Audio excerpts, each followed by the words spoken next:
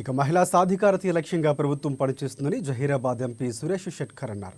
Kamareddy municipal ఆవరణంలో ఏర్పాటు చేస్తున్న ఇందిరా మహిళా శక్తి క్యాంటీన్ను ప్రారంభించి మాట్లాడారు. 20 లక్షల రూపాయల పెట్టుబడితో మహిళా సంఘాలకు క్యాంటీన్ ఏర్పాటుకు నిధులు ఇవ్వడం జరుగుతుందన్నారు. జిల్లాలో ఇప్పటికే 3 కోట్ల రూపాయలు క్యాంటీన్లు ఇవ్వడం జరిగిందన్నారు. జీరో వడ్డీకి రుణాలు అందించేందుకు కృషి చేస్తున్నామని చెప్పారు. అన్ని రకాల వంటకాల మీద మెయిన్ రోడ్ మన మున్సిపల్ ఆఫీస్ ఆవరణలో, అది కూడా మెయిన్ రోడ్లో మున్సిపల్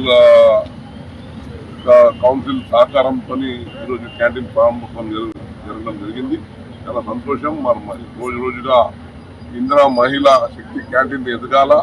అటువంటి మహిళా గ్రూప్ ఎన్నో ఇప్పుడు కామారెడ్డి జిల్లాలో ఇప్పటికే 3 కోట్ల రూపాయలు ఇటువంటి ఏదైతే గ్రూప్స్ ముందుకు వెళ్తా ఉన్నాయో వారికి ఆర్థిక సాయం చేయడం జరిగింది.